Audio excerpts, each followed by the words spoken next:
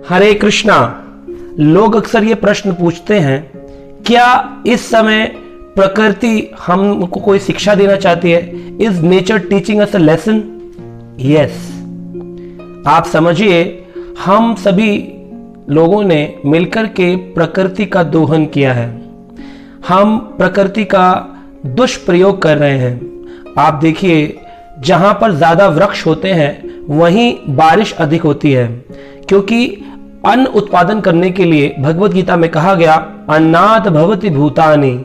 जो ये अन्न उत्पन्न होता है, ये होता है वर्षा से, और वर्षा उत्पन्न होती है यज्ञ करने से, और यज्ञ होता है जब हम नियमित कर्म भगवान की ओर समर्पित करके करते हैं। लेकिन आज कोई यज्ञ नहीं कर रहा, वर्षा भी कम हो रही है। उसका कारण यही है क्योंकि वृक्ष काट दिए गए हैं।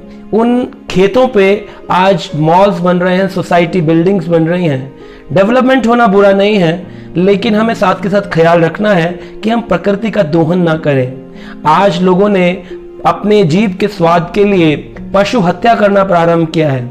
जब किसी पशु की हत्या होती है, किसी जीव को मारा जाता है, तो वो जीव रोता है। जिस प्रकार से अगर हमारे बच्चे को मारा जाए तो हमें दुख होता है, यहाँ पर इमोशनल बैकग्राउंड पर देखें तो बहुत ची ची कर के एक पशु रोता है जब उसको काटा जाता है।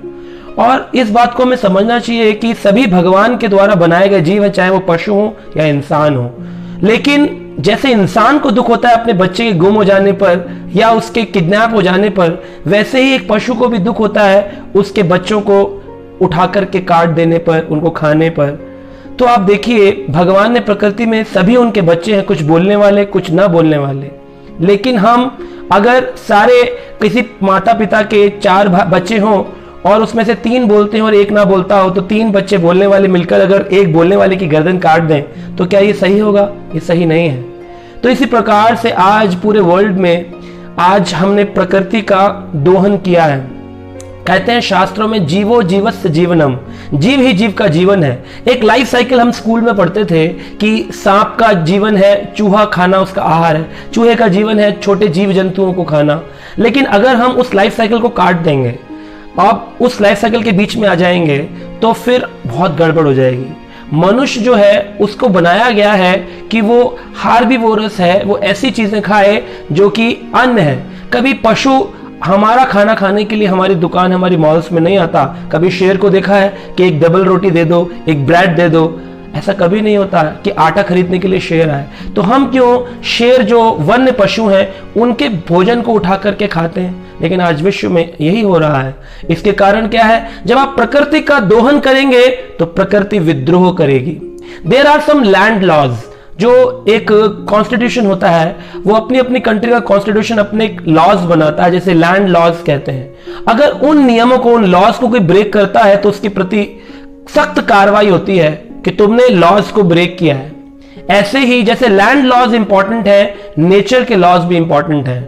लैंड लॉज में पेनल्टी लगती है, तो नेचर के लॉज को ब्रेक करने में भी पेनल्टी लगती है।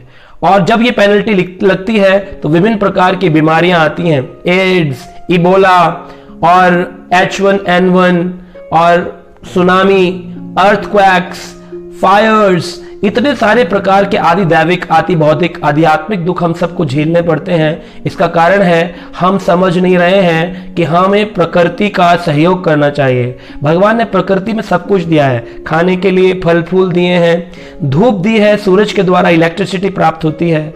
आप देखिए, हवा 24 घंटे की मुफ्त हम ले रहे हैं। लेकिन आज ऐसा पैंडेमिक है, आज ऐसी स्थिति है कि अगर व्यक्ति को 1 घंटे के लिए भी वेंटिलेटर या ऑक्सीजन लेना पड़े तो उसको चार्ज देना पड़ता है।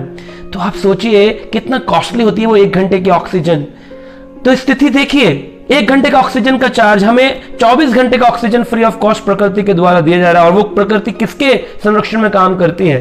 भगवान श्री कृष्ण के। कृष्ण गीता में कहते हैं, मया अध्यक्षेण प्रकृति सूयते साचर अचरम, चलने वाली और ना चलने वाली सारी प्रकृति मेरी अध्यक्षता में काम करती है।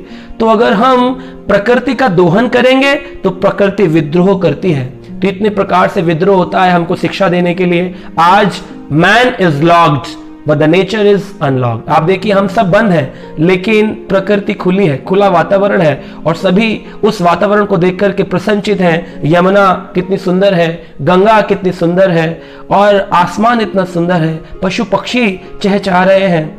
क्यों? क्योंकि आज हम उनका दोहन करने के लिए बाहर नहीं निकल रहे हैं।